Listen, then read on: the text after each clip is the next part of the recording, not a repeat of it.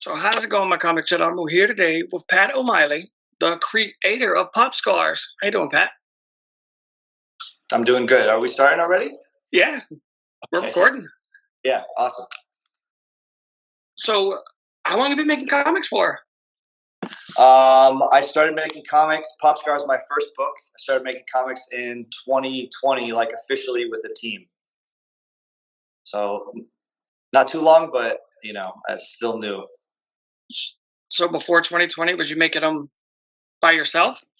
I was making more like short films. I was doing more movie stuff. I'm out in California. Came out here to make movies.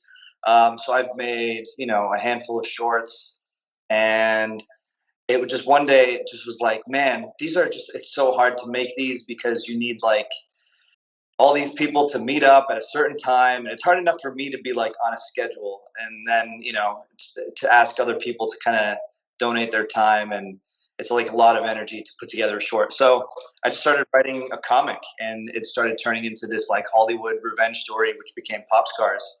But yeah, before comics it was like movies.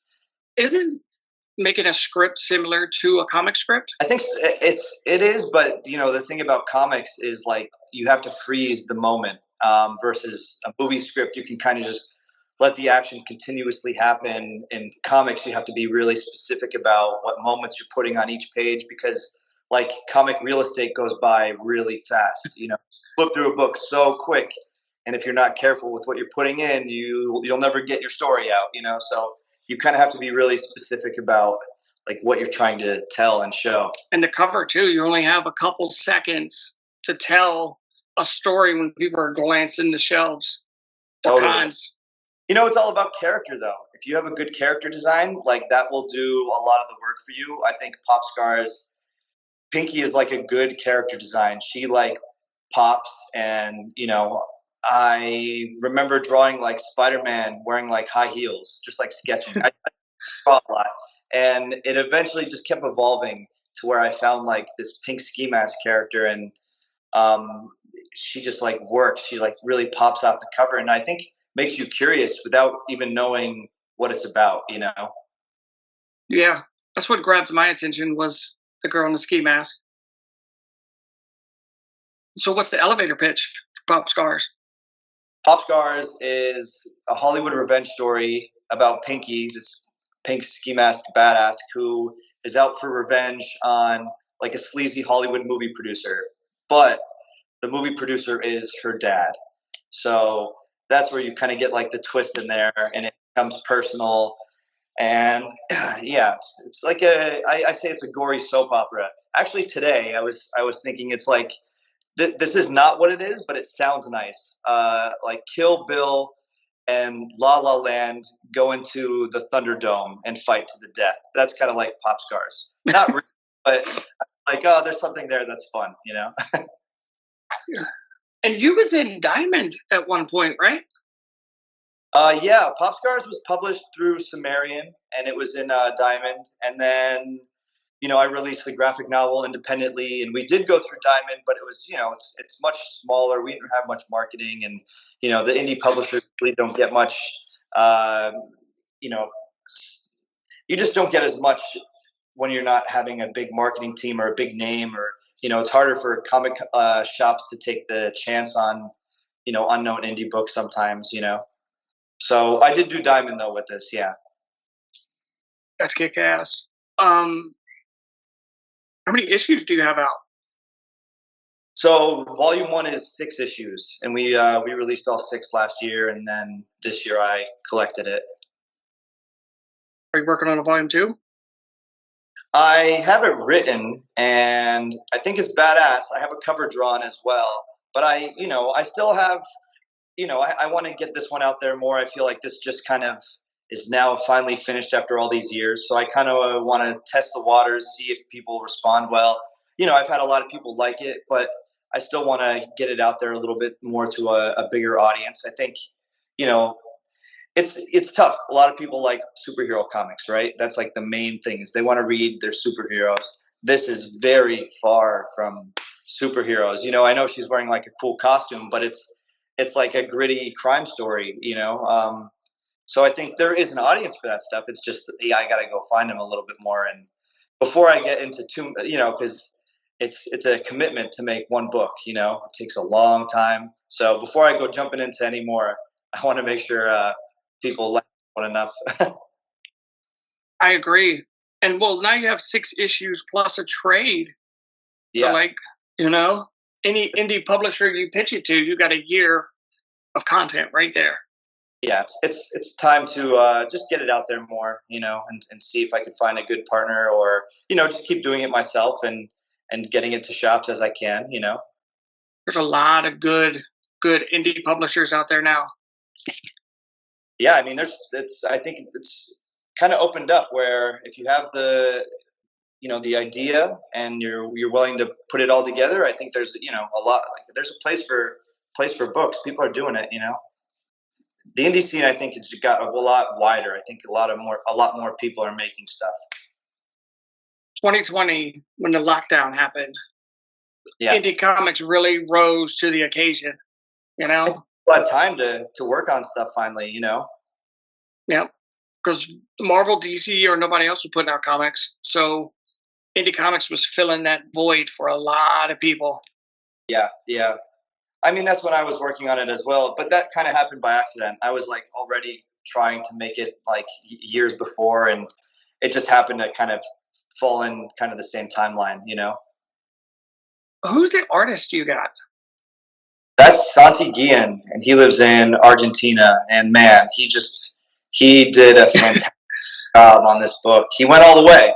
I kind of pushed him, and he always delivered. And he was really just a great friend to meet through the course of this book, and a great collaborator. He colored issue 1, and then the rest of the book he just did the pencils and inks. But like the first issue is all him. He did the pencils, inks, colors. It's very cool that he kind of put his stamp on it before we got another colorist who also, N.L. Ashworth, did like an amazing job on the colors. Lou, the colors are just, they pop. They're like electric, neon, and it really fits. It sets you into this like gritty kind of Hollywood world.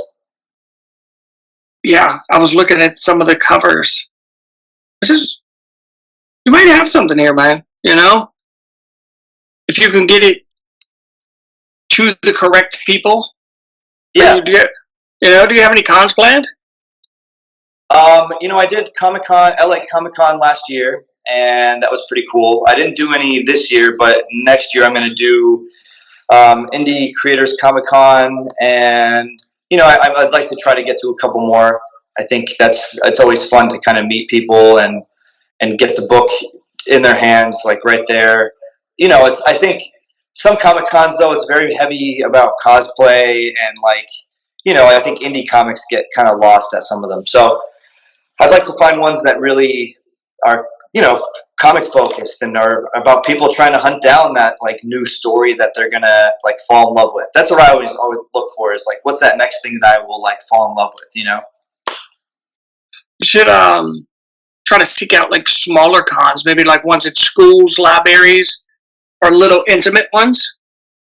Right. I hear that those are like the best ones for comics. So, yeah, and to talk to people, because like when you got San Diego, New York, or even the one in Florida, people are there to like meet the celebrities, this and everything else. Yeah. You're competing with like the Lord of the Rings cast and the Power Rangers cast, and all these movies that are. Yep. Did you fund all 6 issues by yourself, or did you kickstart them? So I kickstarted the first 2, and we did pretty good on Kickstarter, but it wasn't nearly enough to kind of fund it. It kind of just helped me see that there was interest and made me, give me that fuel to keep going. But I ended up funding it myself. I luckily had like a YouTube video go viral, and it's about a shark in a pool called Pool Shark. It just did really well on YouTube, and I ended up able to invest from YouTube into making this book. Do you plan on turning this into a short film at any time? What's funny is it kind of came from a short film. I made a short film called Pop, and I filmed it over, I don't know, like 6 years with my friends in Hollywood. We would just film in the Hollywood streets, and we would do a scene here or there where we could. And that's kind of what led to the kind of frustration, is like it felt like it was never finished or never ending, and it felt like we would take like a year break, and it would just be not like creatively satisfying to keep going back and forth on it like that. But I did make a short film with some friends, and it turned out amazing. We had a great time, and there's elements of the short film that kind of led to me like building the world of Hollywood, like this gritty street level. The thumbtacks are from the short film. Some of the characters. There's only one scene from the short film that made it into the comic. I tried to make the comic like something completely different because I felt like we did the short film and it's a different story. So I just took like certain elements and then put them into this comic book world. Is the short film still on YouTube? The short film is on Vimeo, actually. I think I have it like when I did the Kickstarter, I gave everyone the password to it. I think it's just like Pop Scars or like Pop Scars 100, all lowercase. But I could find it if you want to check it out. I didn't put it on YouTube just because it is like a little bit, I don't know, like not YouTube friendly, slightly. What's your website so if people want to pick up Volume 1? Yeah, the website is just punchpublishing.com. That's kind of my company name is Punch Publishing. That's where I'm at on Instagram. And yeah, I have Volume 1. This is Volume 1. I have this for sale. Yeah. Turned out really nice. Like the colors and, this was never... Nice. I never really wrote this to be a single issue thing. Like if you read issue 1, and you think it's not great, it's like, yeah, because it's, you read like the first 15 minutes of the story, like it was always meant to be like a graphic novel, I ended up releasing it that way. But yeah, so now the book is up on my website, and it's just cool. It's cool to have it finished finally, it's been a journey to get here. Do you ship all around the world? I do, yeah. I'm still like kind of, the website's kind of new for me, but if somebody wants one, I want to get it to them. I really want people to check this book out.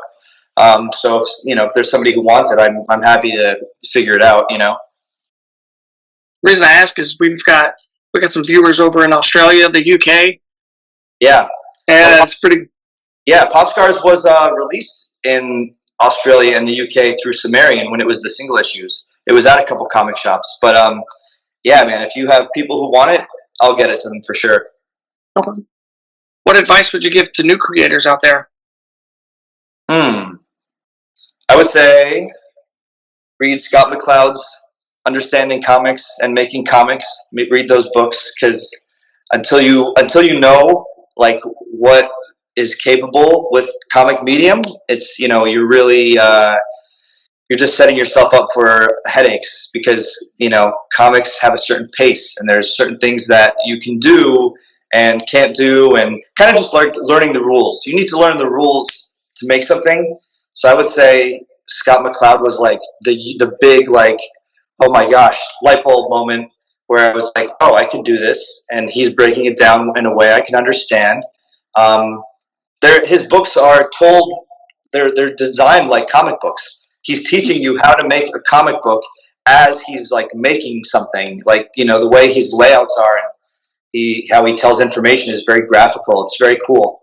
And just, I would say too, it's patience. That's my biggest lesson, is patience. I always thought I was going to be somewhere else at this point, or this book should have been done at this point, or whatever, or it should have been this many sales, or whatever. I think you got to have patience with the work, and I think it's that's the hardest lesson, I think, for me, is like knowing it's going to take time, and nothing is ever as quick as you hope it is. Yeah, I agree. Was you a comic book fan before making this comic book? Oh yeah, a huge comic book fan. My one uncle, I had two uncles. One of them would get me like Spawn comics from like the rack at gas stations, and another one he gave me his like Silver Age collection when I was like little, like Spider-Man's, like early Spider-Man's, Captain America, Iron Man, Silver Surfer #1. Like it was like, holy grail kind of deal where you're like, if I saw someone get this, I would be like, oh my God, look at comics, So I have all these amazing books from the 60s, and that kind of was like, that was my interest into like this kind of pop culture world was, he kind of showed me this stuff, and it just, you sometimes you fall in and out of love with stuff as you get older, especially teens and stuff like that. So like was into this stuff when I was really little, and then kind of put it away. But then I found 30 Days of Night, and I was like, oh, like comics aren't just superheroes. Like they can be horror too, and I love horror. So when I found 30 Days of Night, it was like another like rekindling of the love for comics, where I was just like, oh, I want more of this, and what else is out there, So, dead or alive, who would you like to make a comic book with? Your dream team. My dream team? Yep. Money's not an issue. Like what? Like I would like to make a comic book with them. I think there's one person who popped into my head immediately, and it was Kevin Eastman. Like I would love to make a comic book with Kevin Eastman. He's, the Turtles were just a huge part of me getting into this stuff, and a partner and I just wrote like a kind of love letter comic to the Turtles. It's different. It's about dinosaurs, but it's very, there's a very Ninja Turtles influence in it. But yeah, I think Kevin Eastman, he would be great to do something with. I love his art style. It's so like just edgy, and just has that like great like late 80s vibe, I worked with a printer at my day job that printed the original Teenage Mutant Ninja Turtle books. Oh man, did they keep any? He said he kept some, but they got stolen. Somebody stole them out of his garage. I was like, man. Yeah. So much to have a good, like, a nice, like, copy of one? That's what I told him. I was like, you probably could have retired right now. Yeah, it's crazy. Close to it. You could retire off books about Ninja Turtles, man. That's insane. But I love it. Yeah. Is there anything you want to say before we go? I mean, just thank you for having me on. Thank you, just supporting indie books, indie creators. It's nice to have people who are interested in the work, and I think if people find Pop Scars and check it out, they will love it. It's kind of a gnarly book, but I think it's worth checking out something different, something a little bit different than superheroes. I think it's about broadening your horizons and seeing something kind of crazy and shocking, but in a good way. Appreciate you taking the time to come talk with me. Thank you, Cody. This was nice. What? You mean you haven't subscribed to Comicchatauthority? Oh, come on. Subscribe already. What are you waiting for? It's no big deal. Like, man, don't forget to tell him to hit that like button. Yeah, that too. Just subscribe.